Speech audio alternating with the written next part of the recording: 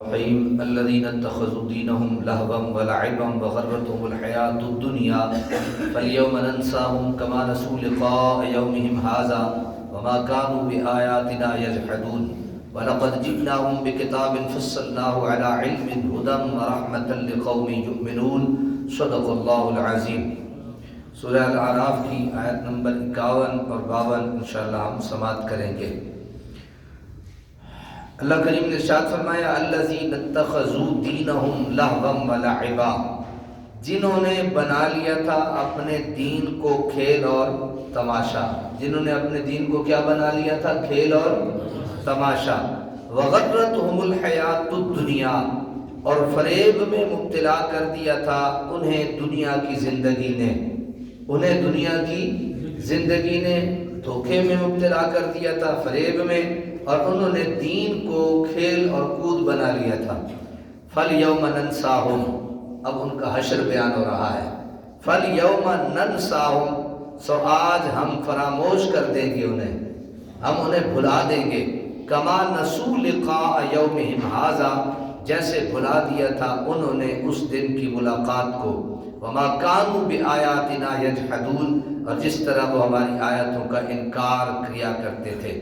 ننساہم، نسیان، بھلا دینے کا کیا معنی ہے؟ نسیان کا کیا معنی ہے؟ امام راضی نے دو قول نقل کیے ہیں۔ نمبر 1، ناسیہ بمعنی تارکا، یعنی اس دن بھلا دینے کا مطلب یہ ہے کہ ہم انہیں چھوڑ دیں گے، ہم انہیں کیا کر دیں گے؟ تعلق ان سے توڑ دیں گے اور ان کو نجات نہیں دیں گے۔ اور دوسرا معنی یہ ہے کہ ہم ان سے ایسا برتاؤ کریں گے جیسے ہم نے ان کو فراموش کر دیا ہے۔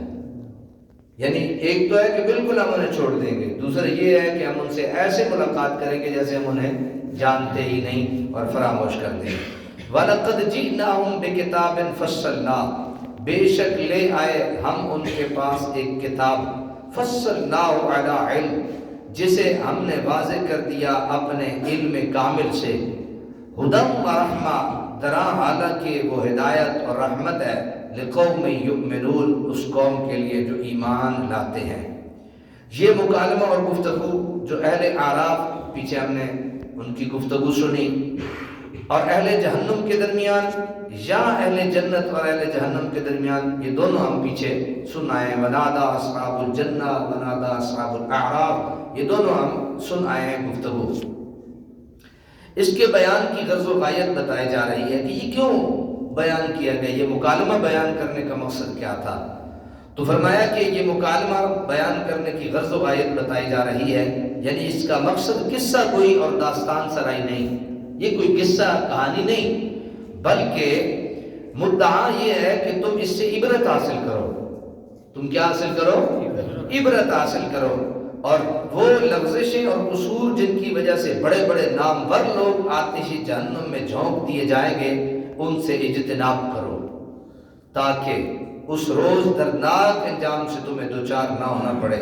اور ان کی غدکاریوں میں سے بڑی خطرناک غدکاریاں یہ ہیں جس کا ذکر اس آیت سے پہلی آیت میں بیان کیا گیا۔ وہ کیا ہے؟ نمبر 1، احکام الہی کو لہو و لعب سمجھنا۔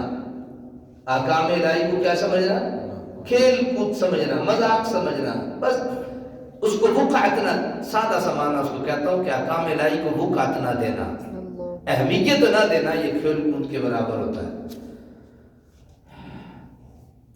یعنی سنجیدگی سے اس کو قبول نہ کرنا، سنجیدگی سے اسے قبول نہ کرنا، بلکہ ان کو مذاق اور کھیل بنائے رکھنا، جی چاہا تو مان لیا، جی چاہا تو انکار کر دیا۔ نمبر 2، یعنی یہ ساری جو باتیں بیان کی جا رہی ہیں کہ ہم انہیں بھلا دیں گے، ہم ان کا یہ اشر کریں گے، ان کی وجوہات جو بیان، دنیا کی محبت میں ایسا غرق ہو جانا اور اس پر اتنا فریفتہ ہو جانا کہ حلال حرام کی تمیز ہی نہ رہے۔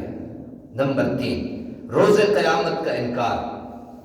ایک روز قیامت کا انکار یہ ہے کہ بندہ کہے کہ میں مانتا ہی نہیں کہ کل قیامت قائم ہوگی، وہاں جزا و سزا ہوگی، وہاں جنت جہنم ہوگی، بس مر گیا تو مر گیا، ختم، کیا ہوگا، اس کی بات تو ختم ہو گئی۔ ایک یہ انکار ہے۔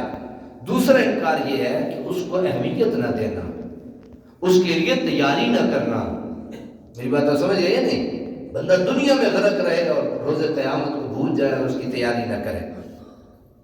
تو یہ اللہ تبارک و تعالی ہمیں ان ساری باتوں پہ عمل کرنے کی توفیق نصیب فرمائے۔